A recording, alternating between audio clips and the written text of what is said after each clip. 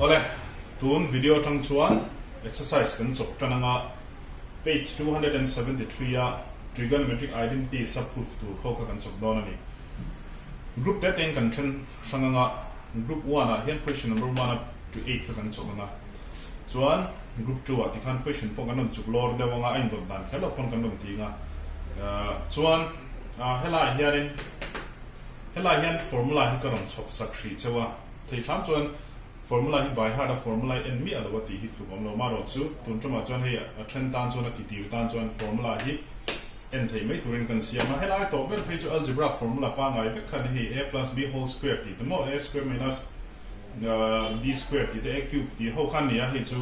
lo angin ngai la trigo formula tak chu hei hi ni maya chuan algebra formula phan chang te kan nei dona chuan hei formula chip chiar lu tukin video ma sa khan kan soi to anon hergan dan thei sang sang te poka soi na sani chuwangin formula chungchang chu la bel lo deuh chuan khami video ma sa kha lo en lon fo bula thome la tu na tang chuan hei kan ti tang hal chinanga kan question chu hei hi ni tani hei mi phei hi ni tani 1 plus 10 squared da hei tian om ta equal to 1 tian veila ma khan thilan ron ziak phei do amaya equal to 1 dinglama hel 1 so he equal to dinglama 1 ama equal to veila ma tizat son amani veila ma mi hi left hand side kan ti thin ta tro chon dinglama mi hi right hand side kan ta ni veila ma left hand side le right hand side hi ani equal an tuk chiani ti proof from mintina le question prove that this one is equal to this one ti hani ta ani chon veilam hi kan chok par chinang hei veilam hi cho thei tu ron da kan chokanga 1 kan cho chuan al thei chuan dinglama 1 alo om sa ne la in ang chi he veilama tang hian 1 cho chuan kan tum don tina ni chu dinglama mi ang hi khanga kan kal phung tur chu ni mai ni ti chuan LHS kan ti ta left hand side kan copy non le ta hei hi ti chuan hei hi left hand side ho zo hi kan copy chuak china cho dan kan ngai to don ta ni ti han en mai chana har mel em ma se a har lo tu ngani han en na ta wala 1 plus tan square ta i mu na ka bi tha lo lang la square la pe chuan he square formula len ho khan ta ni 1 plus tan square hi ka mu ha lo 1 plus tan square ina tu pu ju 6 square ani wangin 1 plus tan square a hian hemi te zong a hian atlu pu 6 square ka ziak thut mai la kan thati ang haram chuan hemi te 1 minus sin ti hi 1 minus 1 plus ani mo 1 plus sin le 1 minus sin ani ta 1 oma sin oma kara plus le minus sin ang dang lam na le hetiar melin hui chuan a mo b plus minus a first he le he ani nanga 1 ania sin a b nanga a plus le minus ani ian ai nang lo ta a plus b a minus b into algebra ka hetiang type formula he he a plus b a minus b form om chu kan da le chuan a square minus b square form in da le chi thei ta ni chu hetiang chi anga ama sa pani nang a nu in ang box plus le minus dang lam hetiang ai ji thei put hin hu chuan he formula mi tha lam tir hal thin tu ni chuan chu tin chuan hei ka a angin ka ngai na a plus b a minus b nga ka ngai chuan a formula in ka da le chi anga a square minus b square in om je chu a square minus b ka sin ani anga sin square hei ro ni tani a square minus b square in hemi form hi ka da chang ka dei tani chuan 1 is kan ti chuan 1 into 1 so 1 ho chua ka chu bang chuan 1 is ti phejan square hi kan zia lo ma lange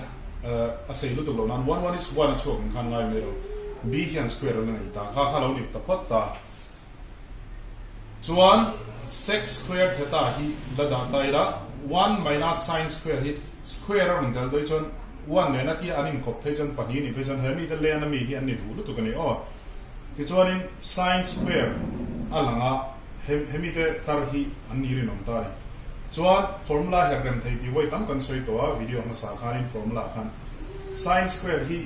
dinglama pheita se 1 si line 1 minus sin square in pheita se tro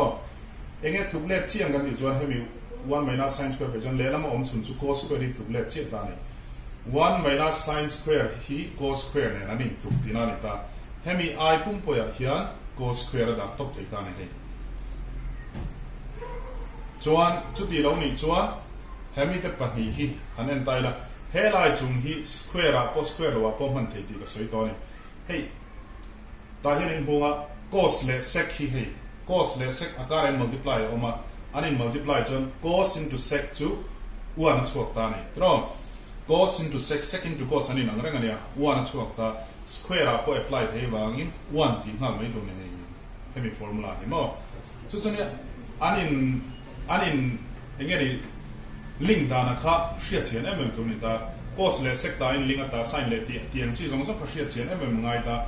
chuan voi khatna by heart thei lo hriat ngal thei lo chuan he formula zia dan ta in thiam chuan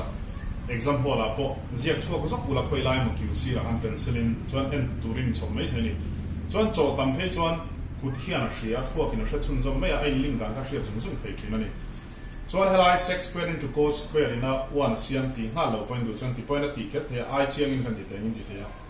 sec theta hi da bang ula cos hi 1 hnuai a chu tanga 1 by cos theta ani ta ni tro hei sec da bang chuan cos ka 1 hnuai chu ta chuan sec formula kha 1 by cos angin angai ta sec a ya hian 1 by cos chu mang tai la square ka chuan square ka tir ve mai tu ni ta na kara multiply ama het and cos chu thak ve du lo ula chuan cos kan an cancel khan 1 a chok ta chu right hand side kan ti tak hei 1 hi chok ta mai tina le chu lo en lon leula thachiang lo chun tu na ka soi jong jong kha har lo lu tu gani le adu ta number 3 lu le na tai na 1 minus cos square square ania square 1 minus cos square is cos square hey square formula ho lian chu hin da square mo ne ni da hey hi 1 ne nan da ko de si chuan ava phei ang khan ngai mai tu ni da ava phei ta se 1 minus cos square leya le lama tu le tu chi ama om tu sin square hin ta ni tro chuan 1 minus cos square aya khan sin square hemi zong aya hian sin square theta zia dei tai na tro chuan cosec square hi lo la om ta box se hanen le wang wang te le sin le cosec in multiplier sin into cosec is 1 ani ta akara multiplier oma ki chuak cheni chuan square an nei hian hei chu han thei square a po square lo a po han thei hei chu square a chop han thei square lo a han ve thei lo mai o chuan ta tak khanin a I fe he ti anga in da le kher du phei chuan helai kan roots ang khanin sin ki da bang ula cosec ki akwai a chu thak ti lo he na wa sin theta equal to 1 by cosec in a chuk ang khan ngai sakulai sin ni da ba cosec a chuka sin aya 1 by cosec da thei ti na ni ta sin square a hian 1 by cosec square theta ni anga hemi ta ai hian he ka da dei ti na ni square a po man thei ka ti to multiply by he cosec square ala ba nga he cancel chuan 1 that is LHS is equal to RHS can proof le ti na ni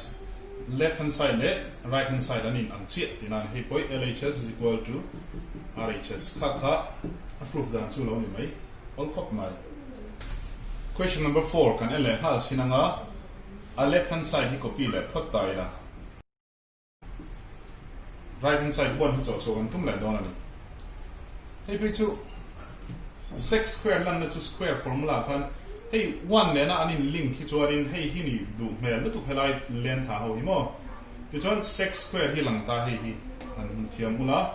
ti chuan minus 1 kha sec square si ran da ta helai 1 hi sec square si ra son va pei ta se tro sec square ta si ra han 1 va pei ta se a thuk le che tu chu tu nge kan ti chuan helama lo lo om tu chu tan square ta hi om don ti na ni sec square minus 1 here ta va da pei ani ta sec square minus 1 tan ama chen helama thuk le che chu tan square theta chuan cosec square minus 1 poi cosec square da oma 1 hi an la phei ti na ni ta cosec square si ra hian minus 1 in over pei nga exam ye thuk le chiang helama om dur chu cos square theta tro ta hian cos square theta an kara multiply ma hi square up on han thei tho kan ti khai tan theta into cos theta is 1 tan square theta into cos square theta is 1 ati ha thei to chu chu chuak mai a MOI chiang khera kan da du chuan mo tan hi thak kheri du chuan tan hi ama chawin omang ngai chuan cot khan wa ya chu ngin ngai la tan theta equal to 1 by cot angin formula in siam rem lok ne chu cot khan wa ya chu ngin ngai la tan aya 1 by cot in ziak dei nga tan aya 1 by cot square theta in da nga into ta hen cot izin thak du lo ma pakhat thak lo khan mai ya in cancel khan 1 ti khan chiang de win lang ve de ni chu therefore LHS is equal to RHS. Tro hey lo po hi hemi tlat hi kan chun zom chin lo ko tan square theta into cot square theta thleng hi thleng to ta helai hemi step I hian style dang kan phang chin tan I hian helai a formula dang pa hi kan phang chin anga sin theta square ka chuan square hi pek mai tur sin square theta ti mai tur chuan by cos square theta lo nianga hemi formula kan phang chin o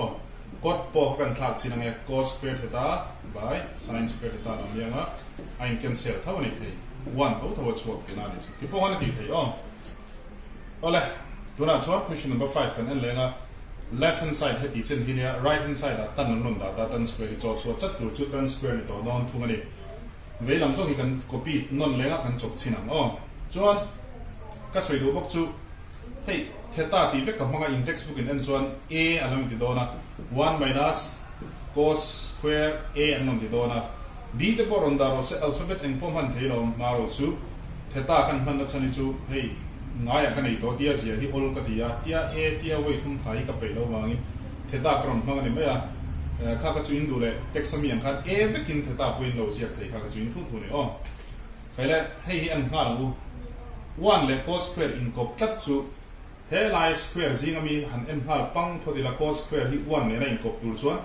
theta se 1 minus cos square lo ni anga tro le la ma inge tuk chi ong to don sin square chi bang to don tina ta he an thang na le hemi zong hi sin square theta topin he ka thang ni chu chuan ta hian sec square theta khala om ta bok ta tro ta hian in kan target khat tan square theta ni ta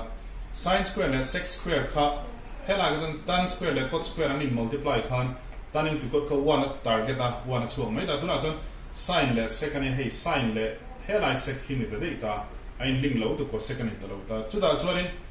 tan kan target ani ti hi shebok ula cho thanin ku thian a hramai ka di chu o ke ni te bo kan cho than mai kan hu zung zung ani maya in cho than no chuanin le en thiam lok lo mai theya tan square target tur chuan ti hian kan lu pui ngai don ta ni sin square hi thak tu lo la lo la om se chuan into ni ta multiply zela ka ra om sec square tak hi mo sec tak hi hei hi cos kha 1 wire chuk tha ta se ka multiply am chun 1 wire chuk don ta sec theta is equal to 1 by wire 1 by cos ron chuk ta ni hei square nei lo ma se square a pon man the ti ka soi nun fa wang o ani chuan sec theta chu 1 by cos ani si chuan sec square theta pon is 1 by cos square ni hal mai dona sec square aya hian sec aya hian 1 by cos chuk tha chu kam hang dei don hei ka thak dei don ni chu 1 by cos square theta mo hei in cancel thei to lo in cancel lo hian lo mom zo ka ni chu ti ni chuan sin square le 1 hi chung hi multiply la sin square 1 is chunga chuan sin square theta ni ta by a hoi chu cos square to ka lo lo amang tro cos square theta ni ta ni chuan sin by cos tak hi tu formula ngai kan chuan tan ina ron siam ne tanin kan da le dei thei tina ni ta ni chuan is equal to ta hian tan theta square de la ma se square apo apply vek thei ka ti ka ta hoi o tan square theta lo chang le phan le mi tina ni ni chuan chu LHS is equal to RHS an huai in tilenga an lo in ang le chi tina ni chu hei hi chole ka question number 5 sorry le question number 6 a chuan veilam zong chu hei ni ta 1 chhuat hi kan tum do ni LHS hei nia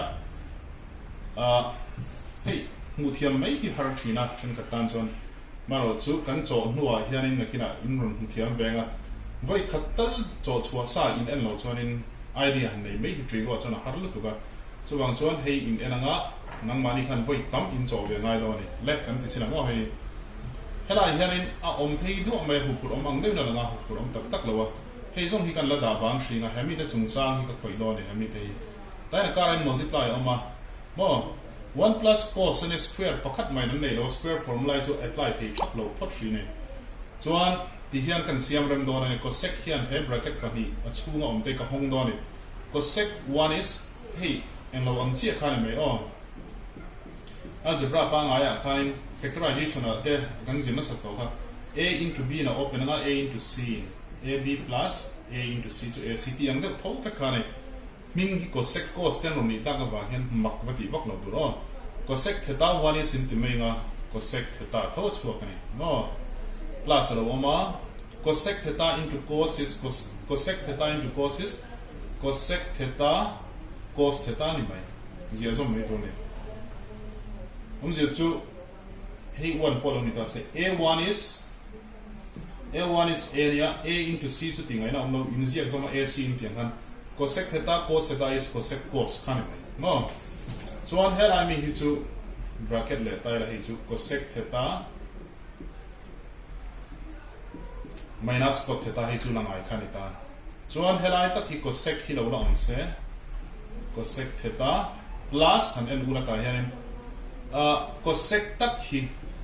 hi ulu den an ro cosec ber hi lo an ro cosec tak hi sin kha hnuai a chukta se cosec ina tluk pui kan siam don chuan 1 by sin hnuai a chukta cosec in da banga sin hnuai a chuka 1 by sin ani ta ni chuan cosec place chu cosec theta aya chi hian 1 by sin theta ka da ta ni chuan ta hian cos lo manga cos theta ro he chu bracket hi lo la om se cosec theta minus cot theta khala oma ti chuanin cosec theta hi kala danga plus ta tak hian hemi de chungchang a hian a kar multiply om hi in chok don ni hei le he cancel thei lo cos theta 1 is a chunga han cos theta chawanga divided by sin theta ni ta ni chuan helai ka chu ala ngai char hi chu ngai char ani chaw hnemin chaw hnema hriat chi ani version hrim ani chuan ta hian cosec theta hi lo om se plus hi nem teule cos by sin hi tu formula an di chuan cos by sin chu cot atanga rong kan ne cot in da le dei thei cos by sin chu cot theta in kan da le danga hei zong hi hlom ka dang in kan da ve ni cosec theta minus cot theta ila ngai ta le chi na question number 1 han kan soi to ama sa pani cosec le cosec ai nanga hung pani cot le cot ai nanga plus akara minus akara ma hei a ni ta hei plus hei b angin ngai ula hei a minus b angin ngai ula a plus b a minus b form om chuan algebra formula chuan a plus b a minus b chu a square minus b square in da le thei ta chi ta ni ro ani chuan i a piang chu cosec ve ve hin i b chu hei ni ta a square minus b square form in a formula ka da ki le dona cosec hi ka a zel ne a square ro minus ka b square chu cot square ni ta cot square theta kha lo square le ta chuan cosec square minus cot square in chi tang ula square anon lang ta boka square formula in lut taila cosec le cot in relate na chu he ni ta ni hemi te en ula cot hi le lama da phe yang khan ngai da ula cosec sira hian avada phe yang khan ngai ula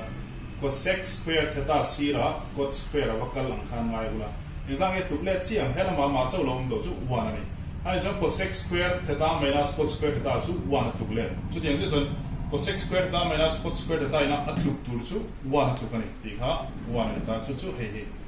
chok le ta therefore LHS is equal to RHS kaka question number 6 juni le question number 7 na kharin avelam chu hei ni ta hei ding lami kan cho tu halo ni le ta ni ta chuanin velami kan ziak no na hei le hei na nga a hei le hei b ang khan ngai le tam bok tai na ani si chuan a plus b a minus b form in an om chiang ti kha lang le ta nga a plus b a minus b chu a square minus b square in da le thei ta ni chuan ka a chu cosec ani ka b chu sin zel khani do ni a square minus b square in ka da infinity hian chuan ka target tu ka hei ni ta ro cot siam lan chuangai do na cos siam lan chuangai do boka cosec atang hian cot ron lan theina chance aum theim kan di chon square formula hin an taila cosec square chau hi aron siam tu chu 1 plus cot square in ni wain cot aron loop don chiang ti kha hriat tamai ta sin square hi cos square a lu ti kan tung chan sin square le cos square in link bokani mo kan han ti silanga ron lang ruak me cosec square siam tu chu 1 plus cot square ania 1 plus cot square in siama minus ani san fin khurle tu me minus a chuan hemi I thak le na tu po kha I bracket de thin do ni chuan 1 plus cot square in cosec chu hei cosec square kha 1 plus cot in siama cosec aya kan cosec square a hian 1 plus cot square ka da thina ni mai ti chuan sin square top aya hian ama in sin square da ula draw cos square 1 lama ba da phei de 1 minus cos square in aba phei dona 1 si line minus cos square ba phei dona sin square top ina tu chu 1 minus cos square ni tina in ba da phei angin in ngai chuan sin square top aya hian 1 minus cos square in da de thei 1 minus cos square theta no this one hey minus ani wangin hey ka bracket khera minus yana open le khera ngai nia 1 plus cos square theta minus plus or minus 1 minus minus or plus ni ta data cos square chi bang ta this one 1 le 1 hi number ve ve ni anin chok do ni pakatin plus ane pakatin minus ane an ma mi zel ka plus minus or minus ane 1 ni pai chon 0 ni omlo bo anga ngai ya 0 ala bang chu cos square theta plus cos square theta chu can right hand side chi kan therefore LHS is equal to RHS no question number 8 kan elbea ve lam zong ania he ding lam ta ve lam tang hian LHS tang hian kan solve fanga RHS jo chwa cha kan tum lai don right hand side draw hey video ma sa han ka soi to formula chung chang ka soi na khanin sin cos tan cot hian common lu tu ka ti to ka bo tianga amron lan ho thok phei chuan tan le cot amron lan hian in share tur chu nakin zel question kan so huna po tan le cot shim hi tan tana a formula pakhat anei hei sin by cos si mang war ro tan a hin sin by cos in thak dei thin donia cot aya po hian cos by sin in thak dei thin donia cot a hin wa mo hemi wa hian khang de khanin tan le cot in chu han thak war le phatula tin trigo chu cho chin ve nok no ka lo dik lo kon rapa ti thal le zel mai turania kha kan han lut le thong chinanga sin theta plus cos theta kan lo la da bang chinanga hey kan thak potange sin tan theta chu sin by cos kan hi formula an chin sia chiang ve ta roi chu sin by cos ania cot chu cos by sin theta kan ta tro chuan hei chu la khoi chalo tai la sin theta plus cos theta lo la ni se chuan hei tak hi LCM la tai la hei 1 by 2 plus 1 by 3 tem alone each one hey 2 3s are 6 and 3 1 is 3 plus 2 1 is 2 te kan anti vela LCM kan lak ang khan no 5 by 6 ka tiang deuh khanin hey kan ti ve chin don ta ni ta chuan in rin thayanga in LCM tur chu hey multiply ngai ta draw cos theta into sin theta is sin cos samo cos sin in zom mai ang thila din multiply chuan a b ni ta se a into b chu a b kan ti thei amo b a po kan ti thei ang deuh khan mai a ming in anon lan hian boi mi lo tur cos into sin is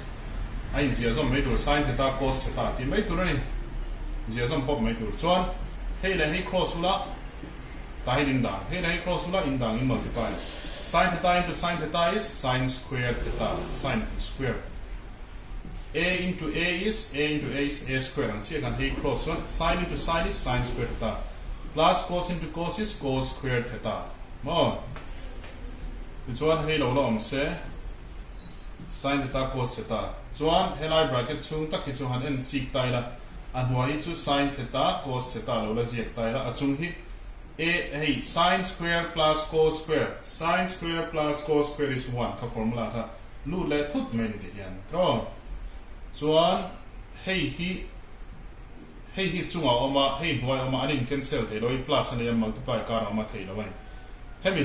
je chu 2 into 1 by 3 ti na deu ni ta hemi pum hi 2 angin ngai lo hemi pum an huai 3 angin hey the hin cancel thei lo kan ti da nom chun chu hey the multiply me tu ni 2 1 is 2 chunga oma nga huai 3 hemi pop le 1 hi chung hi multiply me tu sin theta plus cos theta into 1 is ama hi ni mai sin theta plus cos theta to khani mai ti ngai na amlo hey le hey chung chu an huai a chona ma khala om mai nga sin theta cos theta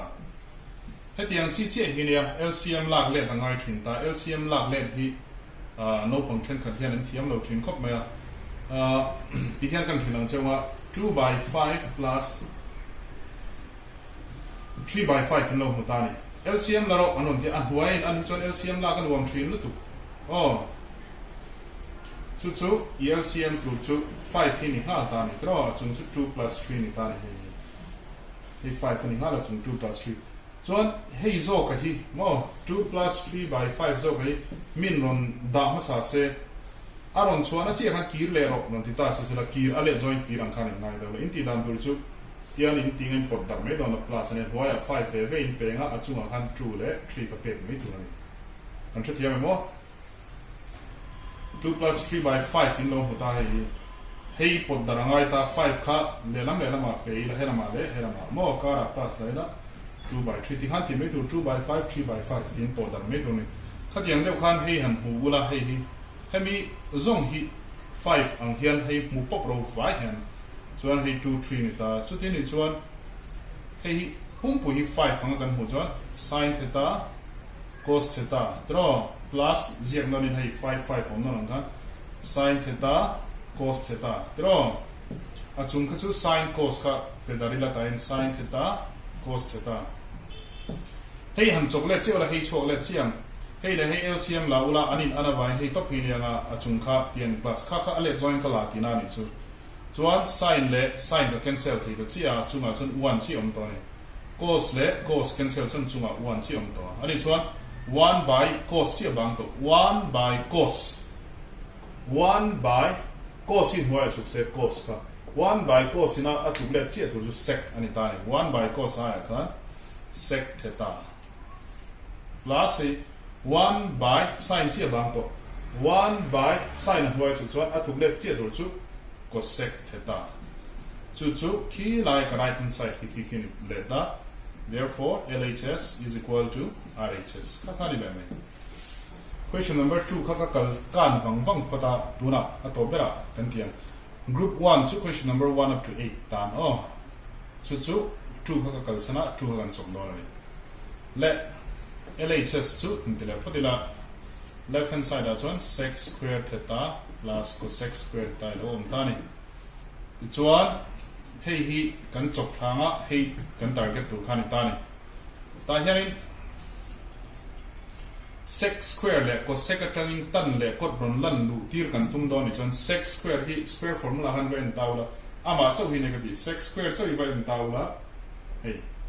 chu aron siam tu chu 1 plus tan square hi ni ta ni chuan sec square zong aya chau hian 1 plus tan square theta kan ziak dei te plus aloma cosec square chau en leula cosec square on siam tu chu 1 plus cot square ni ta chu 1 plus cot square theta khani ta ni chuan hei ka lo nei ta chuan tan square le cot square chu non lang ta chianga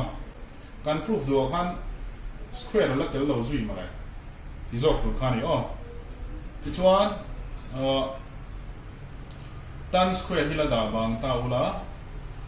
chuan 1 le 1 hi plus an nei ve anin plus angai ta 1 plus 1 chu 2 lo ni ta dei me ni 1 plus 1 2 hei le hei ni ka plus dei plus cot square theta ta in lo ma kan thathiam zelin karing chuan ta tak hiarin mathematics a hian expand thil kan hei number hi 5 hi mutop ta 5 hi du da expand the antina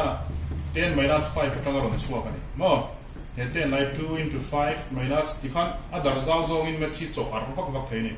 5 top in bu te kha me cha jana cho ar vak theini chan chu amaron siam tu te kha tiang khani kan ti zel theini mo tiang de khani ka expand do ni ta han tan square theta plus 2 hi 2 into 1 in a siam kan ti khara ne a ho sin 2 1 is 2 mo 2 kha ka expand ani so 2 1 is 2 atanga ron chua kani chuan cot square theta 2 chawi ka expand ani 2 chu 2 1 is atanga ron kali bracket hi multiply ne nai nang re 2 1 is 2 atanga ron kali ka ti ni chu hei chu ngai 2 chawi ka khoi ani ti chuan ta tak hianin han en taula tan square theta plus 2 hi kala da ba nga 1 ron siam 2 hi phakar ko le don chu expand le don hei 1 heta yo ma 1 siam 2 chu sin into cosec pona siama cos into sec pona siama 1 siam 2 chu tan into cot pona siama ai member chu tan le cot an om ta na wa hen 1 siam 2 hi tan cot hi la lu te lo 1 aya tak khuan 1 place sa che hian 1 ron siam 2 chu tan theta cot theta tan theta cot theta ka ti mi mai 1 ron siam 2 ka da lu te 1 aya hei kan phakar chongat ngata enga tinge khatia kan ti arwak wa kan ti chon tura kan ti arna chan aron lu chia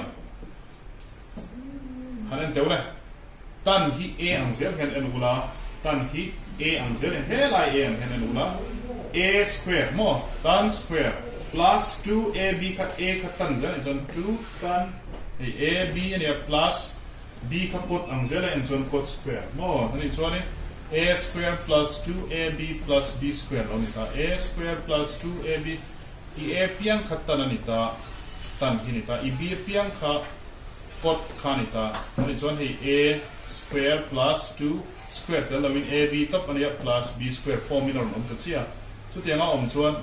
a square plus 2ab plus b square on siam tu chu hei hi ni ting ka da le le dei do ni a plus b whole square ani ka a chu tan ani ta tan theta hi a chu ngai jon square an nei lo hi o tan theta plus b ka b tur chu ka cot zer khani ta cot ania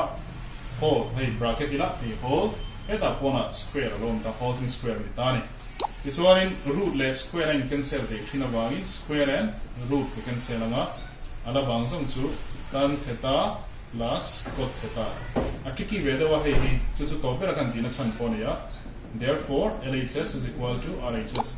so he mangai ni alu na ashet zut bi ka ashet sa zela min lo ti mai thaya kan lo chok thang to a kan hria ni mai na ni pang chok thang ula hria lo tu ram lo wa voi engam bozan voi som question pakhat hi voi som zel one tang 18 ka an question pakhat voi som zel in cho chon input in a hrianga a formula po kha helai mi va en ngai khet lo kan in ti thei mai a tuna group 1 kan chona jon formula n kala phal sak chewna ki a jon formula tel lo kan chok chok chhinanga heavy formula chen nang mani guide tu ta na kan da mai me ni a formula n ngai lo khopa thiam tur chon cho ne mangai ber formula by heart ai ma kon cho ne mangai trigo chu in chok nem turani chuan question number 1 voi engomoza 2 engomoza tiang khan in lo chok venga kha group 1 tan chu ni ta ni group 2 hi a hlomin voi ka kanon tilenga group thum vela kan thenanga chu chu ni don ani